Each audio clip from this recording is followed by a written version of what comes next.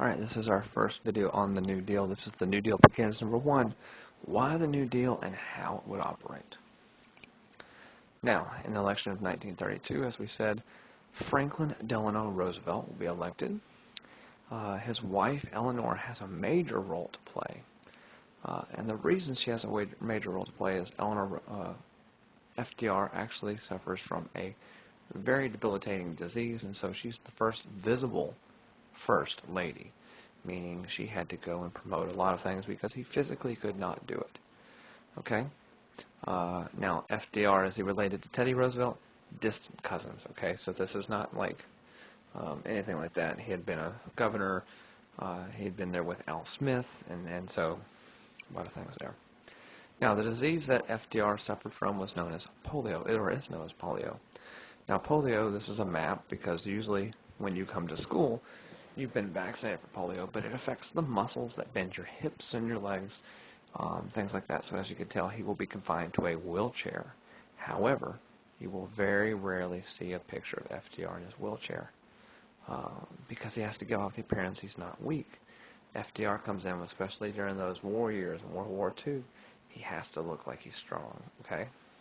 So, not going to see him very often. Now, FDR's plan to combat the Depression, which had been going on for 3 years when he is elected, was called the New Deal. He said, I'm going to promise you a new deal, and this is completely radical. This is against all types of trickle-down economics. We go to a new economic theory, which we'll get into that in a second, as well as all these other things, okay? FDR said the New Deal was to help out the forgotten man. Now, the forgotten man is a euphemism, if you will, for a common, everyday American who had been left behind.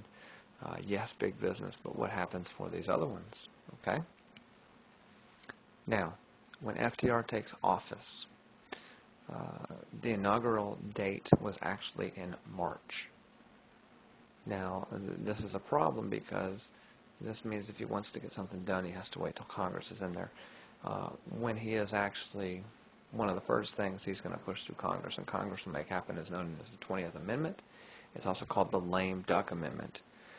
Basically, guys, when the outgoing president knows he's basically done for, and in November, he's still in office until January. Now, at this time, he was in office from November to March.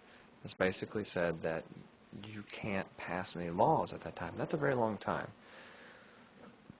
So the 20th Amendment will actually shorten the lame duck period from a couple months down and give this president time to reacclimate into society. Okay, so it's lame duck. It's because of wanting to pass the New Deal, things of that matter. Now, Roosevelt will actually bring out what is called the New Deal Coalition. And the New Deal Coalition, guys, is why we have a ton of Democratic presidents. Only we have one Republican in there in the 50s, known as Eisenhower.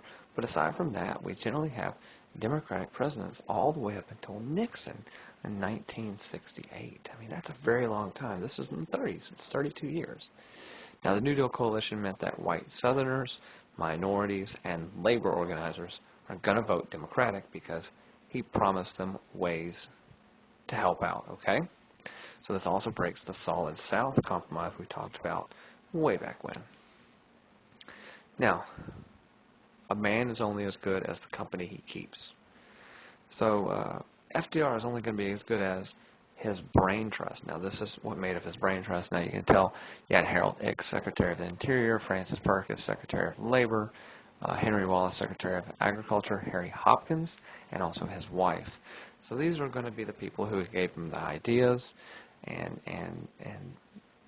going to throw ideas around so that they're going to pass them through Congress, okay? Now, a new precedent is now set for presidents, and that is the 100-day precedent. By that, now a precedent is a standard that's going to be followed for many, many years.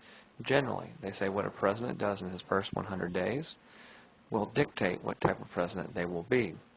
Now, FDR got a ton of legislation passed through these New Deal acts, and so we see he's going to be a very kind of conspiring president and trying to get all of these things that he wanted accomplished, okay? That's the first video about New Deal Begins.